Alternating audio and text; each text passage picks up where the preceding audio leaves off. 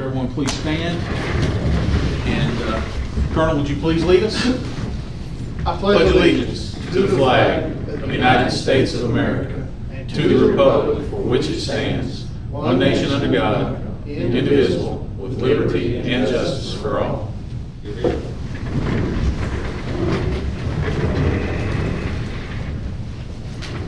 We'll have a brief moment of silence, please, if you'll join us in that.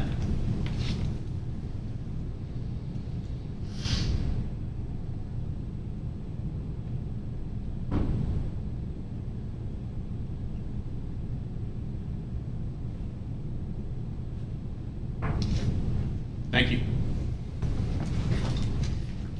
All right, first up on the agenda tonight is the agenda approval. I've got two corrections or changes that we need to make to the agenda. Number one, the first thing we're going to do is under the consent agenda is we will be taking out the Vitech contract as that contract, language of that contract had not been properly thoroughly vetted by the county attorney and was not to his satisfaction to be presented tonight. So we will continue to work on that contract and we'll bring that back at a future time and date. Of course, the next item that we are going to take off is item number 7B, and that is attorney-client privilege. County Attorney Laws was unable to be with us tonight, and Attorney Knorr was not does not feel like he's far enough along in the process to be able to make that effective. So we will strike that from the advertised agenda. So with those two changes, are there any other changes, additions, subtractions that we need to make to the agenda? And if not, I would entertain a motion that we approve the agenda as amended. Chairman Whitfield, I so move. All right. So we have a motion by Vice Chairman Garrison. Is there a second? Second. Second by Commissioner Hensley. Any discussion? Hearing none, move to a vote. All in favor of the revised agenda? All right. So we now have an agenda. First up on that agenda is our consent agenda for tonight, which includes the tax refunds and releases, Madison County Public School System Repair and Renovations Fund requests, Madison County Public School System Lottery Fund request, Co-op Extension Value Added Kitchen Golden Leaf Funding Amended Grant Project Ordinance, Co-op Extension Value Added Kitchen Cannon Foundation Grant Agreement, Co-op Extension Value Added Kitchen Cannon Foundation Funding Grant Project Ordinance.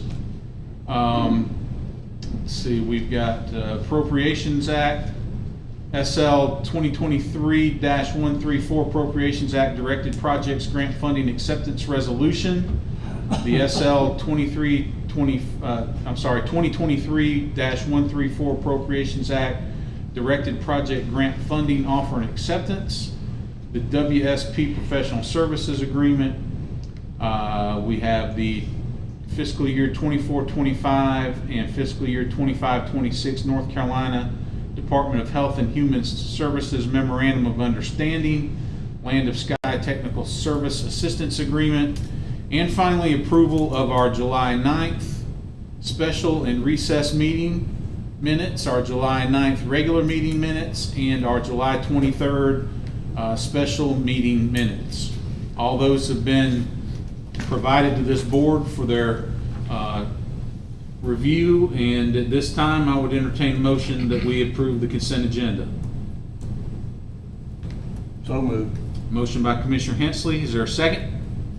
I'll second that. Second by Commissioner Wyatt.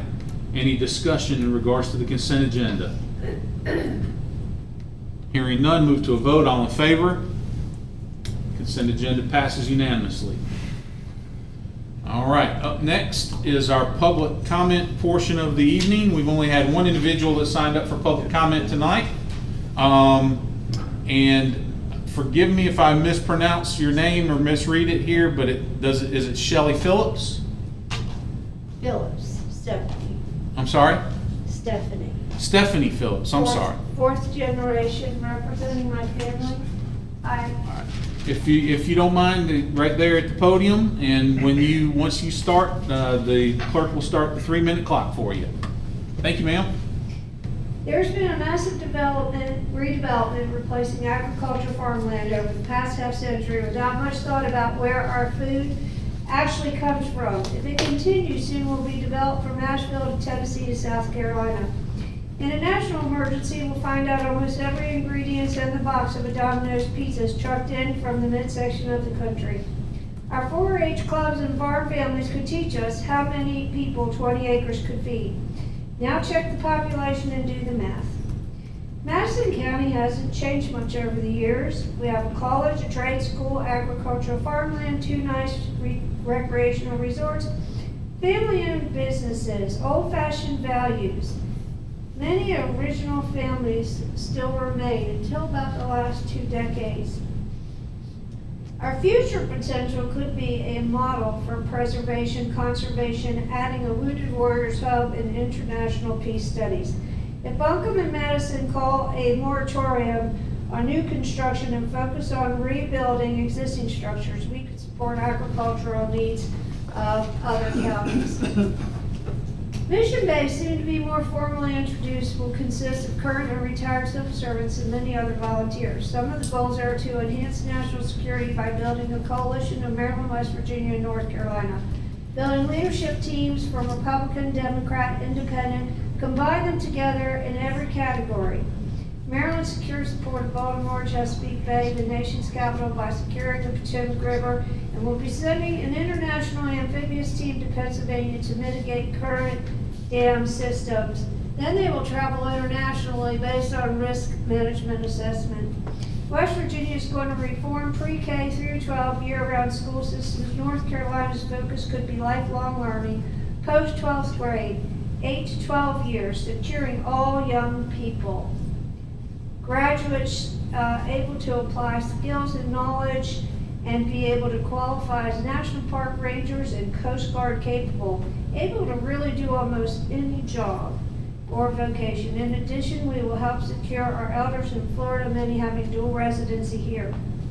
Together, we will build a stronger perimeter around the state of Virginia, our intelligence community, military headquarters, and Navy Port of Baltimore. If this model actually works out for regional and supporting our nation, maybe other states will also try this. Lastly, to put an end to the misappropriation of our military, many who become our civil servants, teachers, fire department, police department, EMS, sometimes they get given inappropriate assignments in their new jobs.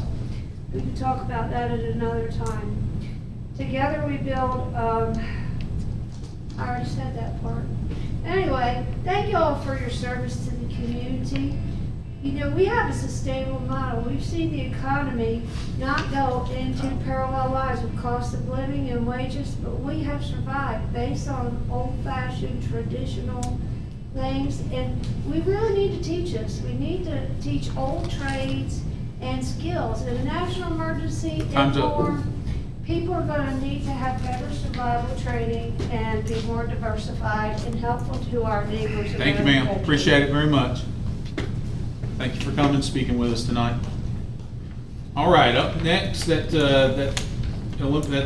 finishes our public comment for the evening, and with no other folks signed up for that. So up next on our published agenda is Ms. Jennifer Barnhart, District Ranger for U.S. Forest Service, with a update on the Pisgah National Forest. Good evening. Good evening. How are y'all? Thank you so much for having me here. Always appreciate coming to give you guys updates. This is my 4th year now being the District Ranger on the Appalachians, so hopefully y'all remember my face. But I'd like to come to be able to provide you things that the community, particularly in Madison County, would have interest. And let me scroll back. But yeah, regardless, my the thing at the top of the presentation tonight, why I'm here, it's the gap restoration project, and I'll talk to you mostly about that. But I also just want to hit a little bit about Max Patch and the Appalachian Trail. Folks always like to ask us about that one. and what's going on there and any updates. Rocky Bluff Campground, I'll provide some updates on that piece and collaboration that we're trying to do with the community and the county. And then just a tad little bit about Paint Rock, which is a significant sacred site in Madison County. So for GAP, we call this GAP because it's G for grandfather, A for Appalachian, and P for Pisgah. That's the 3 ranger districts in the Pisgah National Forest, which consists of 500,000 acres across that area, and Madison County is a portion of that forest. So right now we're really focused on restoring fire-adapted sections of the Pisgah National Forest to reduce wildfire risk, and to those resources nearby communities, such as hot springs. So I know I've come here before and talked a little bit about GAP, but we're actually in a pretty large progress mode right now since the last time I talked to you. So part of our analysis that we need to do, okay, there it is an environmental assessment. And an environmental assessment, just real quick, just so you understand what we have to do, but anytime we do anything, any actions that would go on federal land, like ground disturbance, for instance, when we would do any vegetation management or putting any control lines in for burns, those types of things, we do have to go through analysis. So yes, we are at the stage where we put out the draft environmental assessment, and we had a 30-day comment period. It just ended yesterday, so a lot of folks, I'd say organizations put comments in, and then there was individuals that put comments in. And we're still working with partners, and if the county has questions or anything more related, we're happy to engage further on it after we talk today.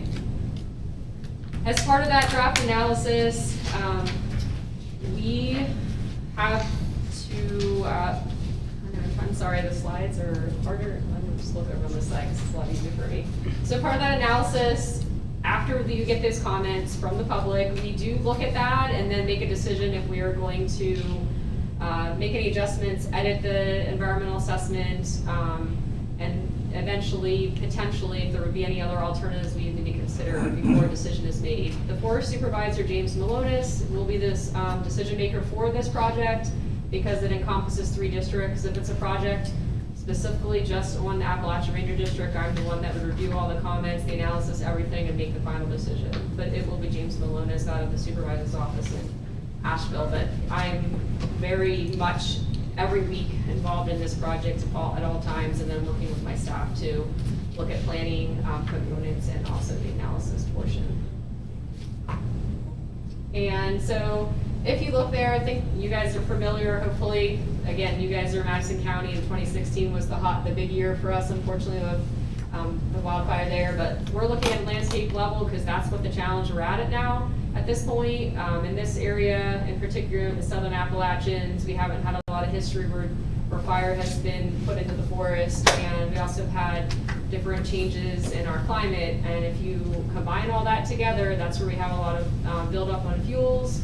And so yes, we are very much in that proactive mode, really looking at those factors, as well as y'all know we're getting more and more folks moving into our communities, larger populations, and so that's also in the forefront of our mind as folks are building more homes really up against the forest. Part of our process is a collaborative process. So we did get funding for a collaborative forest landscape restoration project, which is called the Pisgah Restoration Initiative. And this EA that we're doing called GAP is what will allow us to implement this project. We've already are into year 2 of that funding, and we have funding for the next 8 years to implement all this prescribed burning as well as some of the veg management to help meet those goals. In that, we are in a collaborative with over 20 partners, and you're in this area. EcoForester works with the Madison County landowners a lot. They're definitely with us quite a bit. We work with the Southern Blue Ridge Prescribed Burn Council, which also encompasses Madison County, and they're very much involved with private landowners. So we're looking across, not just national forests. So where can we look at adjacent areas? For this, we work with the Eastern Band Cherokee Indians as co-stewards of the land, and we're heavily involved with our Southern Research Station on the research side of this too. All right, those will highlight those proposed actions. There's much more involved in it. We have a story map. It should be in your materials. I'm happy to send that specific link of just the story map. That's accessible to any public too. They can zoom into the map and learn more. But if you look at those actions, that's what we're really trying to address here is the forest restoration piece.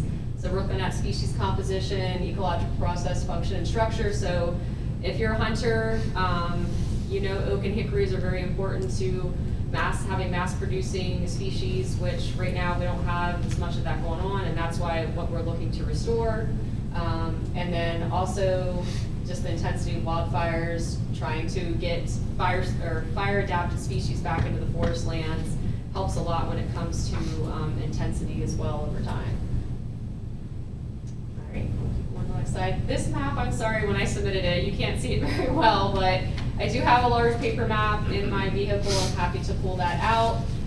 Again, the story map is your best bet. If someone wants to go in and zoom into a specific area and look, any of those black outlined areas, which again is going to be up by the Tennessee border in North Carolina, Madison County, those are called areas of interest, and we will potentially have burn units within those black outlined areas. Does not mean that whole unit would be burned.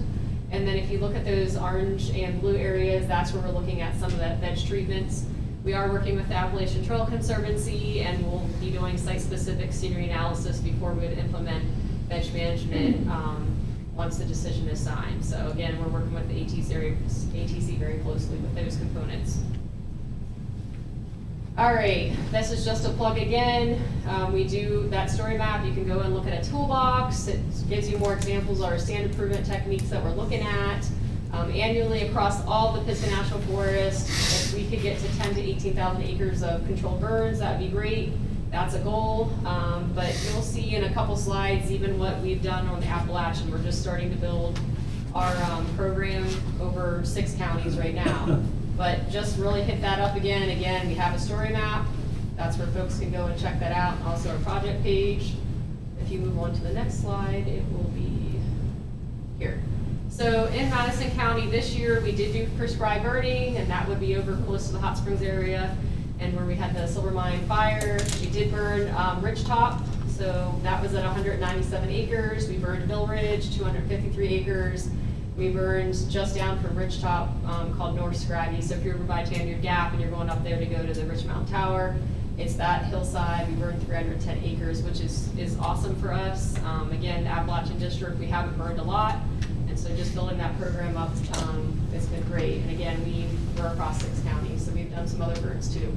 Next year, in fiscal year 25, max patches on the docket. We're working with the Appalachian Trail Conservancy on that, as well as the Carolina Mountain Club. And yes, we will be talking more with the Spring Creek residents that live around that area. That would help with the ecological components of trying to get native grasses back in there. We have golden wiggle warbler habitat there, as well as monarch butterfly habitat. Cherry Creek technically is in Haywood County. It's right on the edge though of Madison and Haywood, and that'll be a 452 acre burn. It's not too far from Max Patch. I have South Scraggy up there. That's down by Tanyard Gap. We're probably not going to be able to do that. We already had some silviculture treatments to put in there and a lot of money and time, so we're going to wait for those oaks to get a little older before we would burn that area. Real quick here, Max Patch, the Appalachian Trail.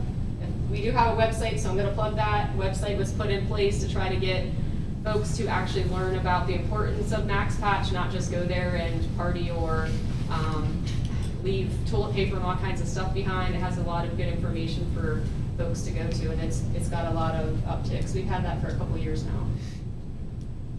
All right, these are just good photos, just keep showing you that yes, we still have efforts going on there. You can look at the timeline from the fall picture, the one that was the outreach photo, folks, with all that use during COVID. And then as we've worked on a collaboration with a lot of different local folks as well as partners, and we put in a closure order, you can see the photo difference that you do not see anymore at those aerial photos.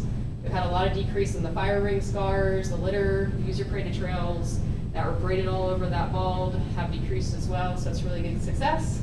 I already mentioned the habitat, which is the golden warbler, which probably will be listed as a threatened endangered species in the future, and same with the monarch butterfly, so this is a great spot to be able to provide that for those species.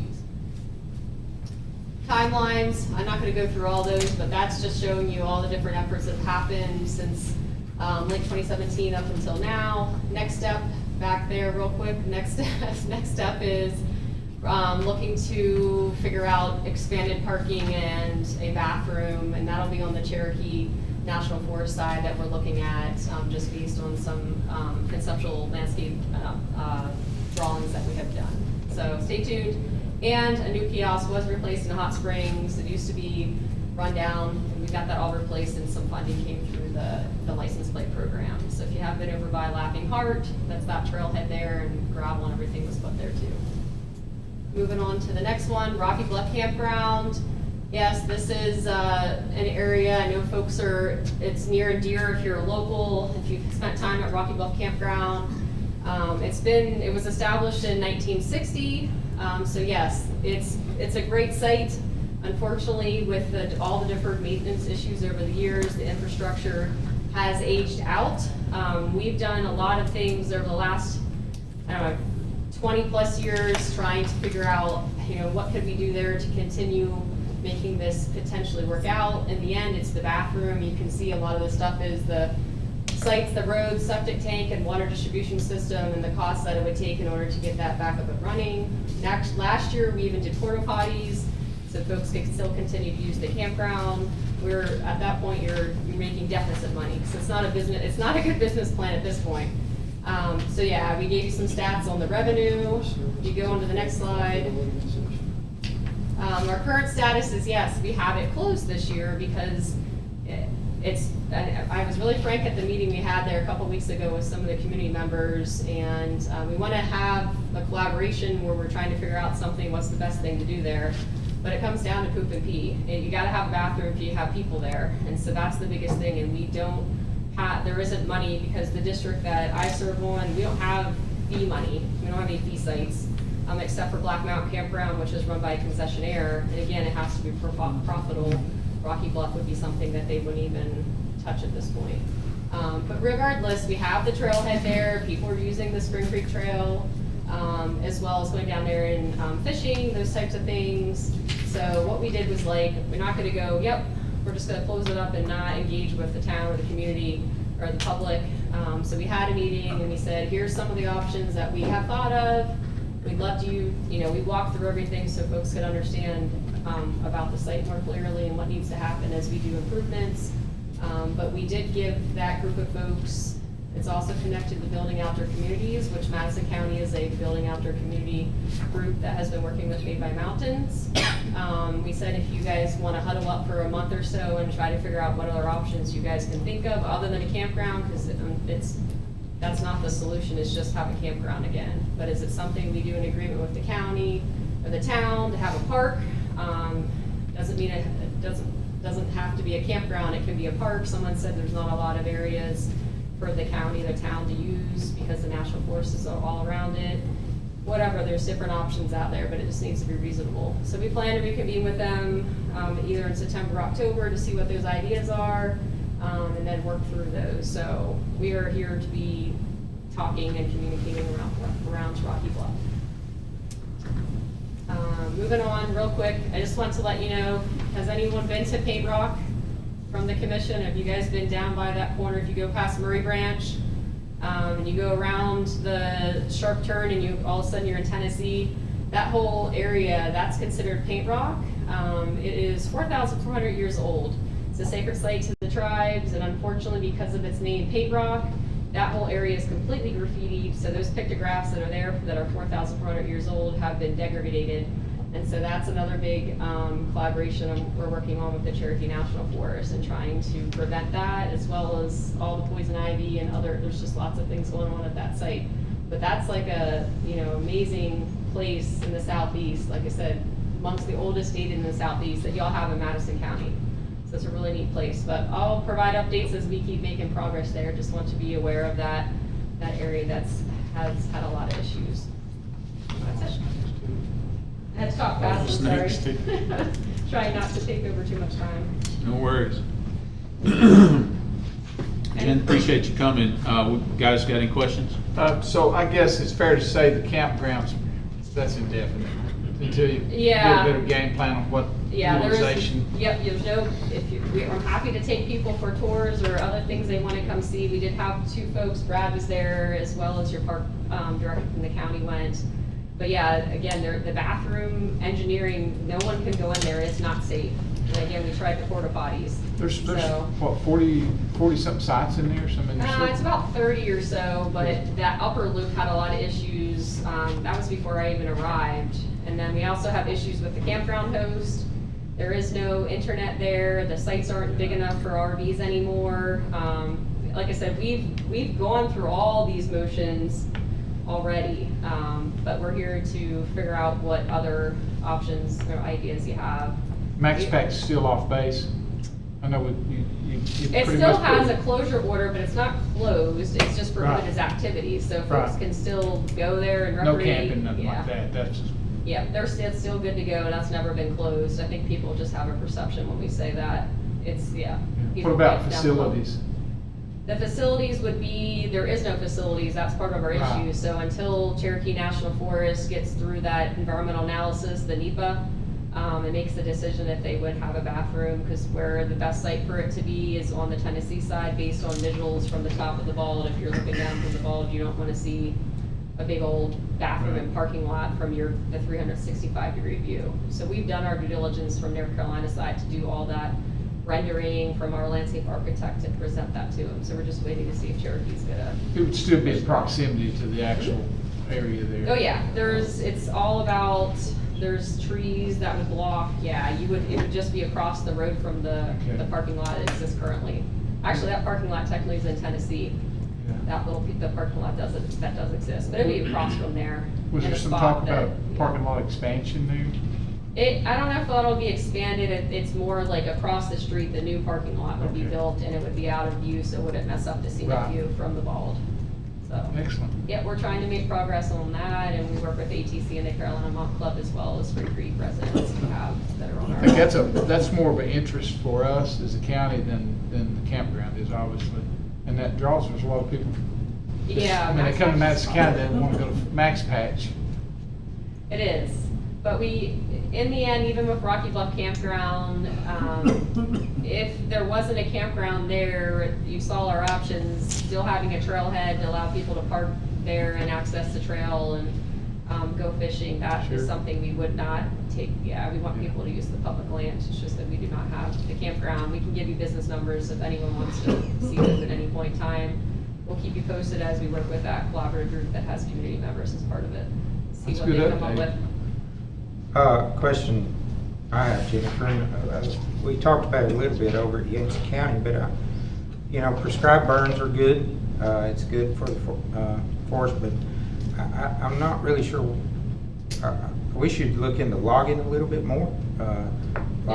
Logging creates jobs. Logging puts money back into your budget. Logging creates it creates fire lines if something does catch on fire. And I don't know, it reduces the canopy, which therefore makes the trees a little bit healthier in my mind. I'm just a good old country boy, but there's more trees now than there ever has been in this part of the country. Oak tree drinks 100 gallons a day of water. That's where your water table. And there's more trees now.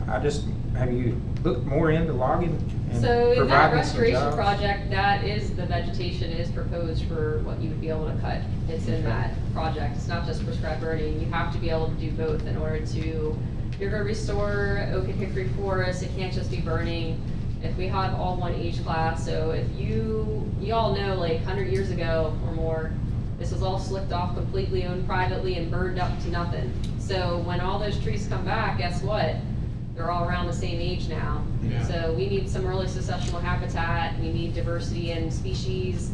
And if we're not going in there and doing some veg management, which can be timber sales as well as just timber sale improvement, that oak and hickory won't make it.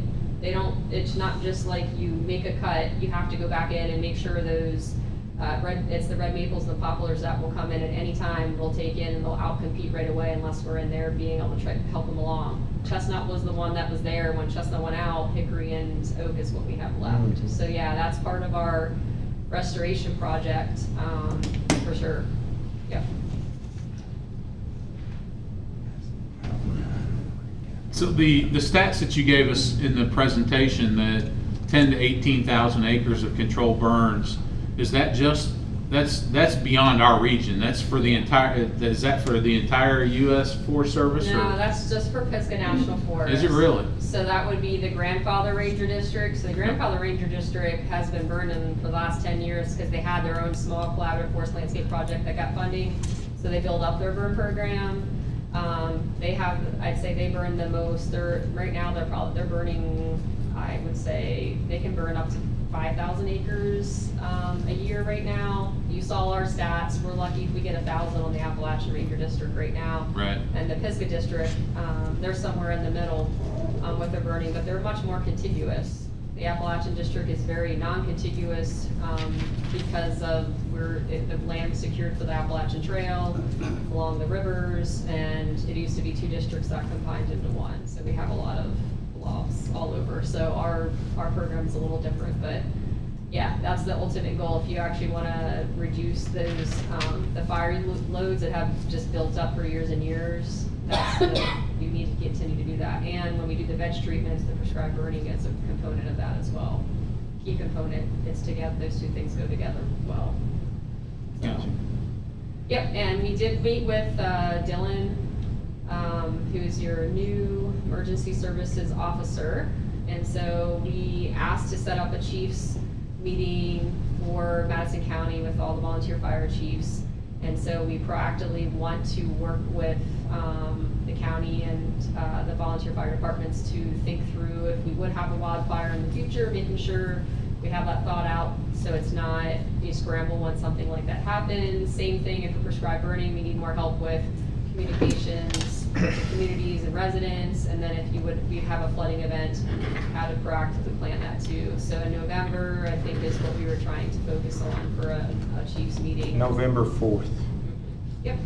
So that would be that meeting, and then after that, we would ask if there's any specific people from that group that want to be on a smaller committee that helps sort of run through those 3 areas, so we're lock in step way before, something stressful, whatever, would happen at any point in time.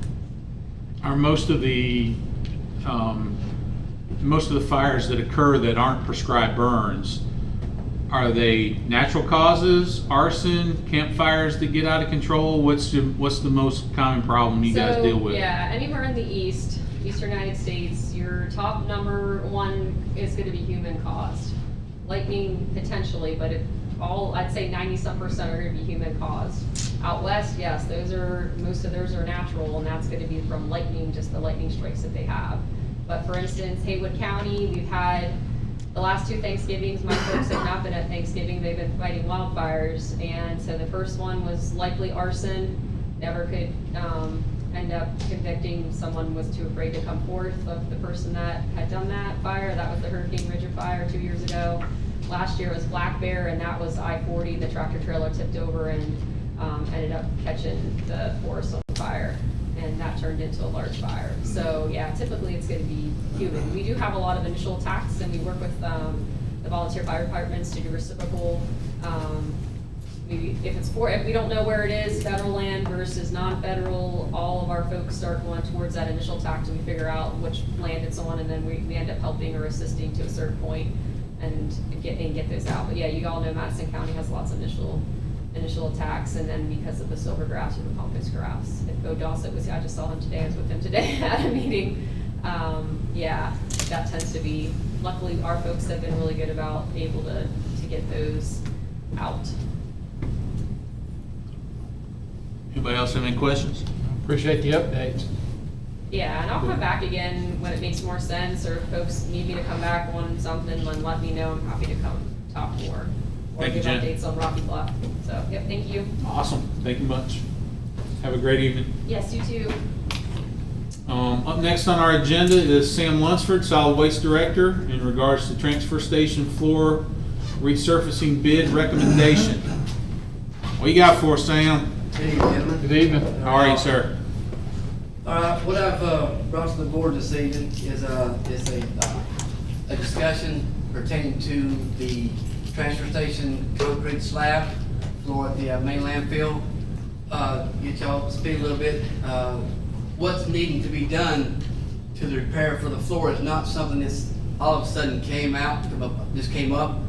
About 13 years ago, the county noticed the wear and tear starting to show on the floor from just the everyday chemicals and stuff that goes on the floor.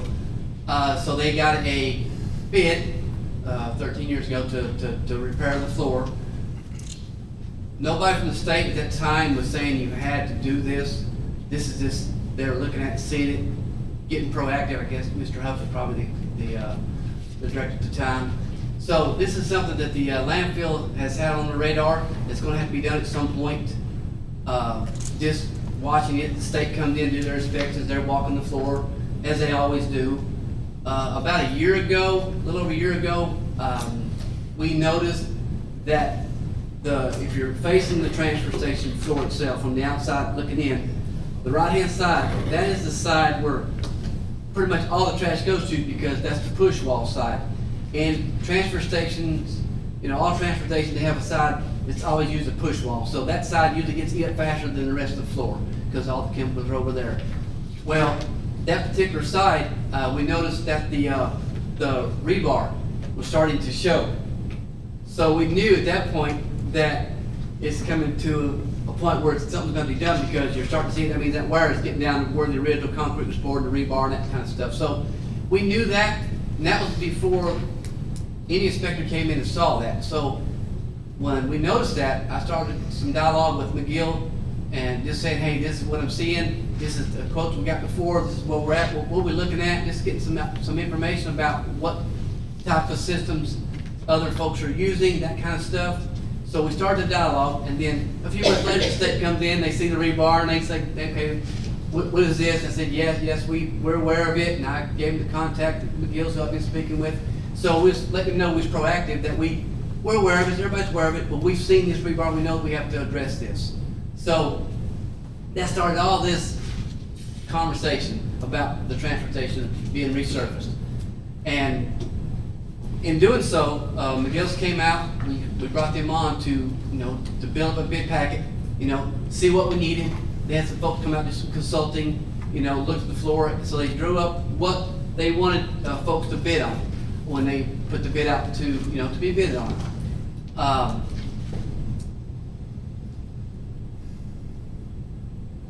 There was some time there too, anyway. So once we got the information, the county, we in agreement, we let them take that, run that for us, get the bids, the quote stuff for folks. They received 2 quotes. One of the quotes was from a company called Osborne Contract Services, and those folks, they are a company that puts these chemical epoxy top flooring systems in transfer stations or tipping floors. It's a very common top floor used throughout our industry. So that being said, there's some things that we had to meet. One of the things was timing. Okay, how long is it going to take y'all to come in here and get done and get back out? Because us in Madison County, our trash is not going. We have one tipping floor, and the trash is going to continue to come in. So there are companies that offer come in on Friday, and you're ready back to work on Monday. And this system, they offer this UCO 404 is a system. It's a system that you put in place, and it's a chemical epoxy aggregate. It's a system that they mix with this plain concrete, and they put it on the floor. And then once the floor is floored, they spray some type of agent on it to cure faster. So that's why I can get back in on Friday. So that was meeting one of the constraints for us, because if we had to go more than that period of time, the trash is going to continue to come in. What do we do with it? Well, we called a permitting in the state. They said that Buncombe County could not take our trash. We couldn't go in agreement with them. So that was that's done right there. They said we also go into with maybe Republic in Haywood County. Reach out to Haywood County if you have a contract with them, and that needs to be for that one day. So this coming in on Friday and up back on Monday is doable for us. So that was part of the bid packet. It was a requirement, because I know how to handle this to 1 day and a half to make sure that we don't shut down. So that being said, when the bids came in and McGill's and them folks opened the packets up and read through them. They gave a recommendation that we go with Osborne Contract Services, because those folk were meeting the criteria of what we needed to have done to have the system put into our facility. The other bid was disqualified, was it not? It was, they actually came in and gave what they call it, it's an alternative solution to our flooring system. They were going to put a topping of concrete 6 inches on the existing floor, and that put some constraint into our trough in front of our transfer station. How are you gonna work that into that existing trough? Well, they had a system where they could make it be where it's 3 places and come all the way out on the floor, and we reached out to the state folks. Again, they said that they would not deny that if they were to get the bid, but it'd be something they have to see and draw it up if they'd approve it. So, and they were gonna take 5 days to do the project, So it was just an alternative bid, so hey, we have a different system that we can offer. McGill's took that from them, but once we got the bids, the only company really was gonna do what we needed them to do, and they made a bid, was Osborne Contract Services. And they're meeting our constraints as far as deadlines. They deal with this all the time, this type of setups for tipping floors. They know that that's where you gotta keep them flowing, trash don't keep coming in. We were lucky because when they noticed it 13 years ago, our volume of trash that comes in there is not like a big major municipality. So we got longer out of it from the initial to that point anyway, so we got a lot more years out of our floor. And this is something that all folks have to deal with. But the industry came up with this type of flooring system to handle the abuse, the chemicals, just the everyday abuse of a tipping floor. So that's what I'm here for, to see if we can go in agreement with, contract agreement with Osborne, and then McGill's will take it back and start drawing up everything and get with the county manager's office, and then folks also to get things in place. Does this epoxy process that they're telling you about, that's obviously different technology than we had when we built it originally, correct? That's correct. They just poured regular concrete and rebar and stuff, yeah. So we anticipate that with the epoxy additive, that's gonna make it last? That's correct. How much longer? Any 25, 30 projections? years, but that's based on a normal facility that uses a lot of tonnage, Again, we don't have that volume. I look for us for it to last a pretty good while. Gotcha. There's other things also. When you're working on your push wall, the way they've been doing it in the past, the technique they were using, how to get it up into the trailer, we revisited that and changed our way of how we load it, so it wasn't as abusive on the floor and the wall, because the way they were doing it just wasn't, in my opinion, the best way to do it. So we addressed that, and now we do it a different way as far as how we load the stuff from the floor into the back of the trailer. So in theory, at our age, just about all of us up here, except maybe Alan and Jeremy, we shouldn't have to see this be done again in our lifetime. Would you agree? I would agree with that, yes. Because you're gonna also put in good practices, okay? Not only you need to keep the floor clean on a weekly basis. Wash that floor off, wash it off, wash it up. Now you're putting more water and leachate off of that floor back into your drain. It's gonna fill your tank up sooner, you gotta pump it out sooner. But in the long run, it'll save a lot more money by putting those practices in place. And that will be done once that new floor is put in place. Do they warranty it back? Do they get a warranty on it, so if it happens 5 years from now, No. they don't, no warranty at all? They just give you a timeline and it should last 25, 30 years? Yeah. How long has that floor been there now? Since it's built, Well, when was it built? 2000, when I guess they built that transfer station. So it's been there, so what's there has been there 25 years. Yes. So this is not gonna last no longer than what was there. So what I'm getting at. It should last longer because it's a different type of system. When you're saying 25 years, that floor actually should last about 10 to 12 years. Because of the constraints comes to the chemicals come on the floor, but our tonnage isn't like a big municipality, so we got more out of it. Based on, they're saying 25 years, I think we'll get longer than that, I feel confident that. So what you're saying is ours lasted longer than it should have That's because of correct. the way that it's been used, so We don't have you as much stuff going on anticipate the that the floor. new floor will last even longer Yes, than even what let's say they 25 years, I look for it to have longevity life like the other one did, just along So, with so what's the scope of the work? I mean, they're not gonna, they gonna sand it down and grind it down? Okay, I'm no expert in this, but I've watched a few videos, you know, and asking questions. What they'll do is they'll come in and they'll clean the floor first and foremost, and they have what they call a beaver edging type machine that chops off the surface, and then they put down a bonding agent to that. So when they pour the new system on it, it bonds the old concrete to the new epoxy system. And once that is done, they put another curing agent on top of that to make it cure a lot quicker, so it's able to be opened back up on Monday. It's a system they developed and been doing it for a pretty good while now. Is it as hard as concrete? It's harder than concrete. It's harder than concrete. Yes. You know, when you're doing with concrete and you're doing our nose piece on our loader, our blade, that is designed to wear down with the concrete at the same time. Well, this floor is going to be a lot harder, and also it's not going to be as abrasive on that pad also, which that right there eats up your floor. So we're going to have a good clean surface. We'll put brand new noses on our loader from day one, and we'll do that practice of washing down every week like it's supposed to be, and just maintaining it.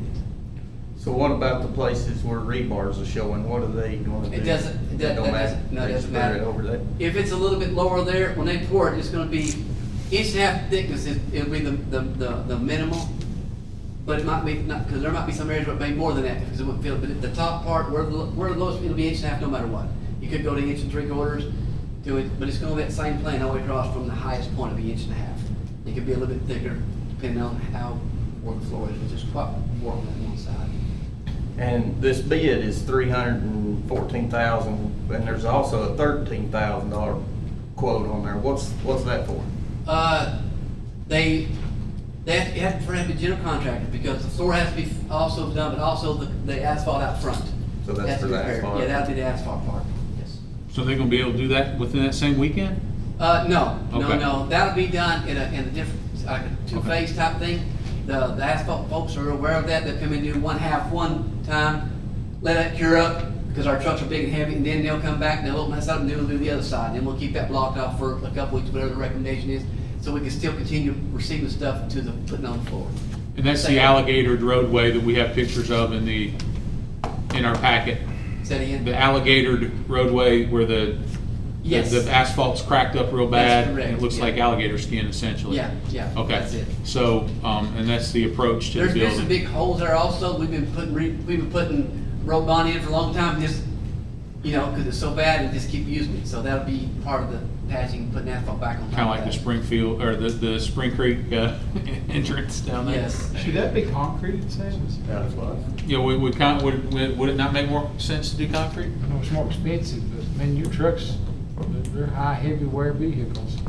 Be easier to clean too, I think, wouldn't it? The thing with asphalt is your foundation. What's underneath has gotta be packed right, prepped right, and these folks are gonna be taking it up, and I'm not sure that someone's gonna be standing right there watching, to make sure it's done. These are good photos, by the way. It helped a lot to understand how the concrete's wore all the way down to the Yeah. rebar and stuff, so. What about the money? Where, is that gonna come out of the enterprise fund? It does. We initially budgeted $180,000 last year's budget, because I had no numbers to go off of. I was looking at an old quote and I had to look into it, really had no idea what it was gonna cost. I asked McGill, nobody was giving any answers, because they were only one company bid it. It's finding the answer, how much it's gonna cost per square foot couldn't find that, so I put 180. At that time, I sent Rod an email saying, hey, this is what I budgeted. We may have to revisit this during the year, because once we get the number come in, I didn't know what that was gonna be. But we had already put some reserve money in from last year. I think it's $125,000, I think it was, besides the 190 we put in for the post-closure. So that, with what we have this year, I don't know the exact numbers just yet, but I know that the numbers should be suffice, plus 180 we'd already put with, also we had extra, to put with that and that, we should be able to cover that, no problem, if I'm not incorrect. So essentially, you've put some you had a certain amount budgeted Yes. for it already, but then he's got additional contingency he can pull from. It's got the capital outlay account, yes. Okay. I initially went 2 years ago, and I've had a conversation with Carrie and him. I was sort of already knew what was coming, and I knew we needed to start putting some money there. Sure. I knew it was coming. It was just a matter of time. So I think we're ready for this. Sounds like you've been working towards it, and you've been planning towards it for quite Yes, some sir. time, so. Yes, sir. Got any other big And you're right. surprises coming down the pike down there that you know of? Shutting down 5 days would be catastrophic. We'd have to holler everything we got, and our commercial haulers couldn't bring nothing to us, we're losing that revenue. They'd have to go to wherever, we wouldn't get that. The folks that were beginning, if Republic went into agreement with contract with us, we'd have to check on that too, we didn't get that far. And all our little trucks and centers have to go over here, an hour there, and back, that would be a challenge for us. Could we make it happen if we had to? It would be hard, but we'd work long, long hours, I'm sure. Is this same company gonna do the paving part of it, or are they gonna contract that out? That's first? French Broad Paving. They reached out to them folks, and those folks came out and measured everything and gave them what they would cost for them to do that work, so they put that into their packet and submitted it to us. Okay. Yeah. And they'll get their concrete local too.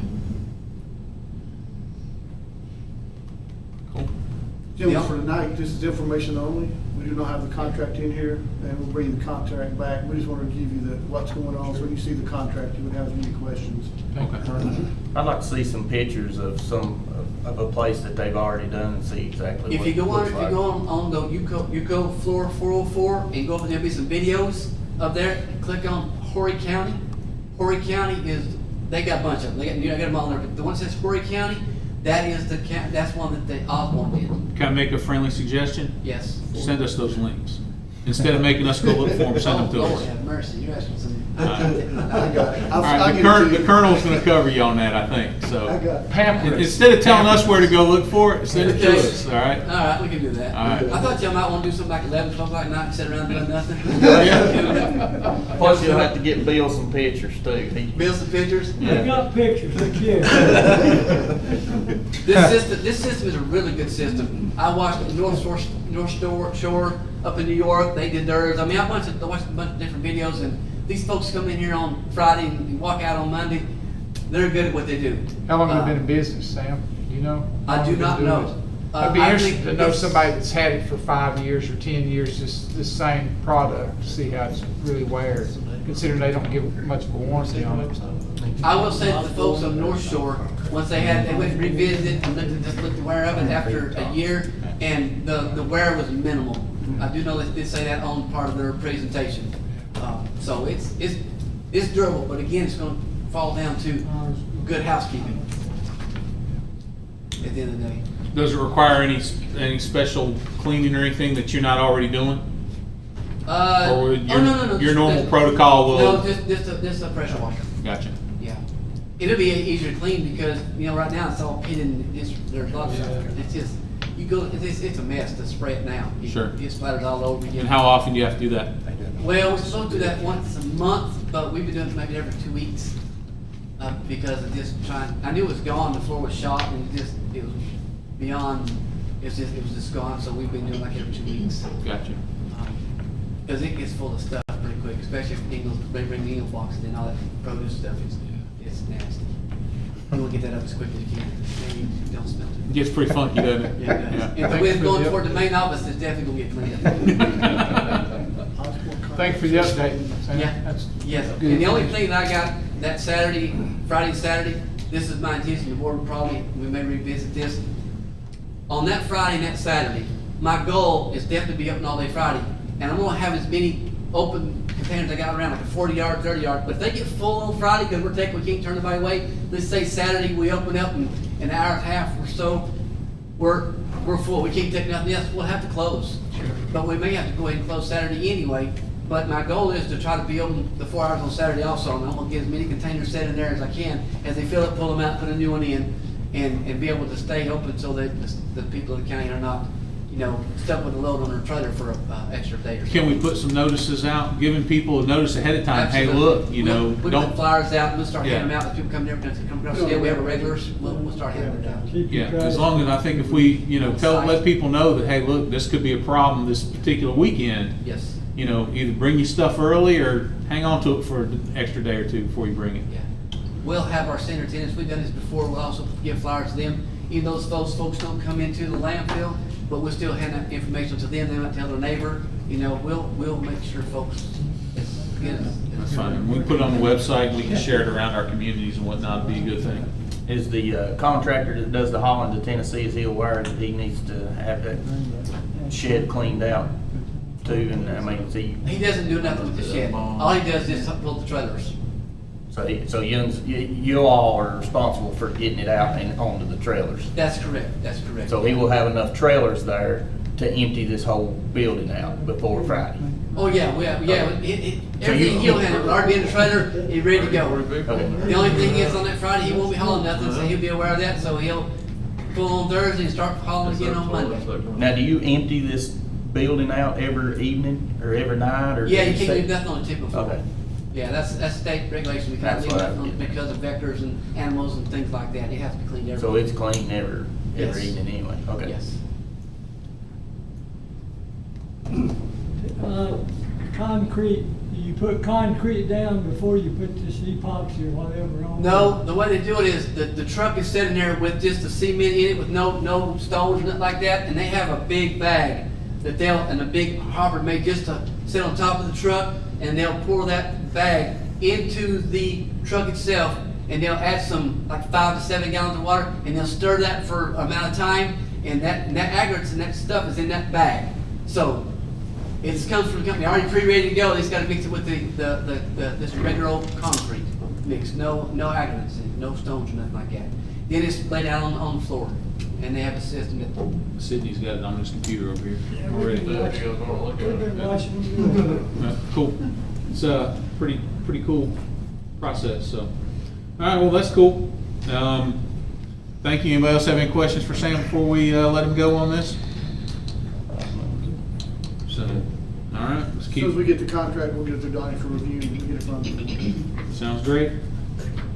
Excellent. Thank you, Sam. Thanks, thank Sam. you. Y'all have a good evening. Appreciate what you do. Appreciate you guys. Yes, sir. Thanks, brother. All righty, up next on the agenda is Finance Director Carrie Ledford. Floor is yours, madam. Thank you, sir. So good evening. Before you is, for your approval is item A, which is budget amendment number 2. With this amendment, you'll see donations to your library from the Friends of the Library in the amount of $1,210.77. See also an AA grant to your health department in the amount of $55,352. And just as adopted in the consent agenda, see the amendment to the capital project ordinance for the value-added kitchen, as well as the recording of funds for the Madison County Board of Education. Find the addition of funds to the opioid settlement fund in the amount of $182,194.93, bringing that total received to $801,251. Here too is the recording for the additional revenue generated by the quarter cent sales tax in the amount of $54,811.67. And all these amendments are pending your approval. They're all what? Pending your approval. All right, gotcha. And it looks like neither taking from or adding to contingency with this, everything's revenue neutral on this one, right? That's correct, yes, sir. All right, money in, money out, same amounts. All right, gentlemen, you've had the opportunity to review it even before Carrie's presented it to us, and now, are there any questions? If not, I'll entertain a motion to approve budget amendment number 2. Also move. Motion by Commissioner White, is there a second? Second. Second by Commissioner Hensley. Any discussion? I just got a question. This page where it's got all the counties on it and it's got all these numbers, Opioid, CVS. is that what that is? Okay. But what's the different? Why is 117, 20? I mean, what do they represent, I guess is what I'm getting at. Let me see what you're looking at. That's what is given it, sent to us by these. Go, hold on, let me find which, I'm not sure what you're looking at, Commissioner Hensley. It's the one that's, Page 171. it's got all the counties on You're on the microphone. It's all right. Just letting you know. Oh, that is, those are the different amounts for the different, because we received 4 different payments. It wasn't all 182. We received one for 68,000, and that was the distributor payment number 4, and a TIVA payment of 20,113.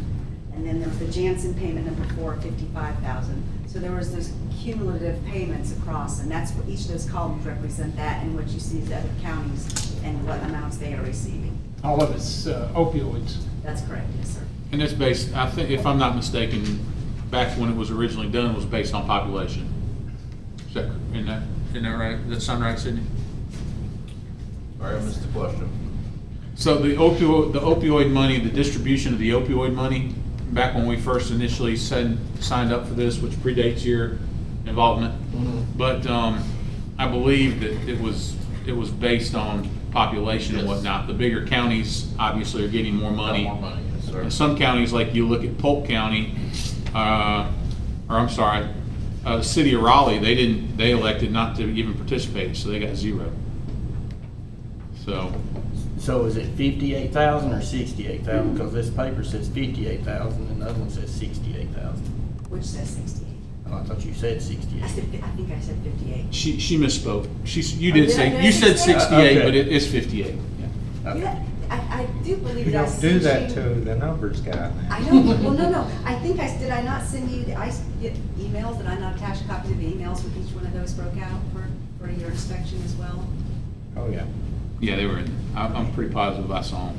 I don't remember if they came from you or from somebody else, but Madam Director, I had just a quick question. That manufacturing art part, that 10,000, is that just a continuation of all this payment for the next project, the final one? That's This it. should be the final project, if I'm not mistaken. yes, sir. it is. Thank God, it is. That's the final one. And I do believe, Vice Chairman, that is just the 500, because all that was budgeted last month for that was the 9,500, because that's all I had seen. So this 500 is the addition to make Gotcha. it the 10,000. Gotcha. Thank you. Yeah, there it is. Yeah, it says 68, but down here it says 58.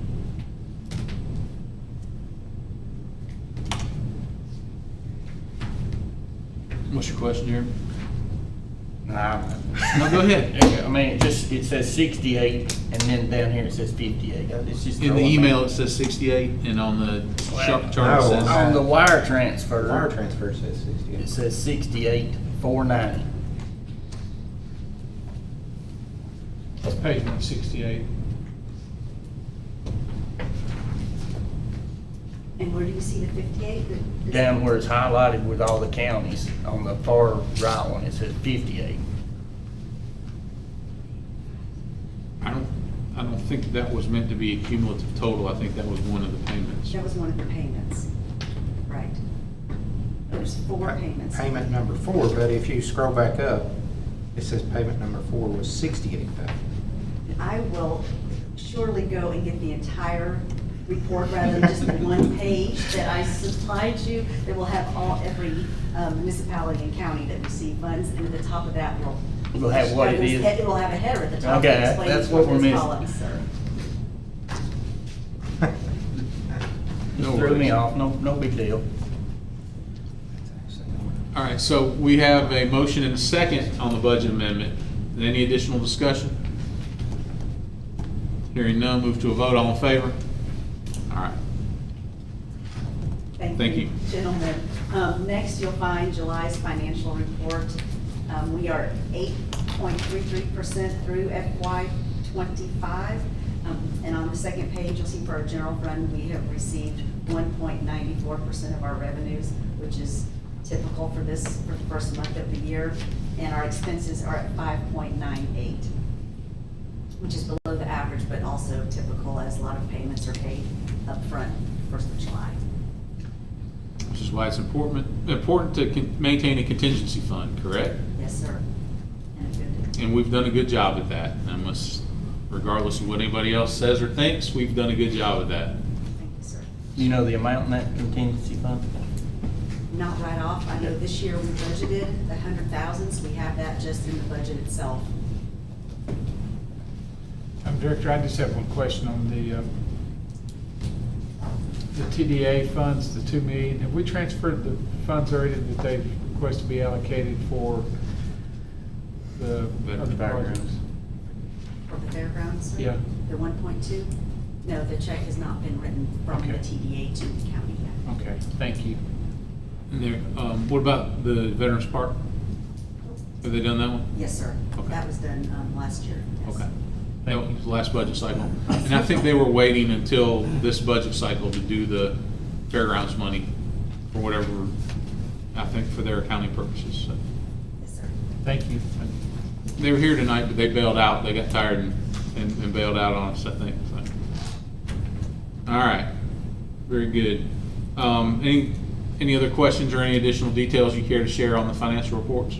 No, not at this time. Okay. Thank you. Awesome. Any other questions for Carrie? I don't guess. Thank you, ma'am. Thank you. All right. Up next is our county manager's report. Colonel Rod Honeycutt. Yes, there's certainly one item tonight, that's county on surplus property. Gentlemen, you previously authorized 6.1 acres to be listed as surplus. We had a bid on that, and we have not had an upset bid. So tonight, your decision is to accept, reject the bid that's in Register Deed Book 10, page 469, track A, for approximately 6.1 acres for the amount of $300,000. All right, gentlemen, this is for the, this is the property on the Economic Development Project, and this time I'd entertain a motion to either approve, reject, or counter offer. So moved. So in which? To approve- accept? To accept the bid from ABS. All right, so we have a motion to accept the bid of $300,000 for the property located at Carolina Lane. Is there a second? Second. Second, so the motion was by Vice Chairman Garrison, second was from Commissioner Hensley. Any discussion? Hearing none, move to a vote. All in favor? Let's move on with it. Very good.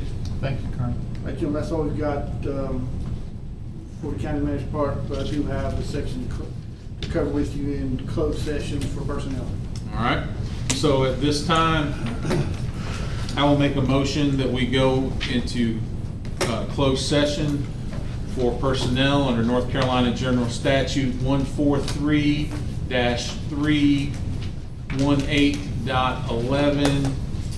143-318.11A6 in order to discuss personnel. Is there a second? Second. Second by Commissioner Hensley. Any discussion? Hearing none, move to a vote. All in favor? All right. After a brief recess, we will go into closed session.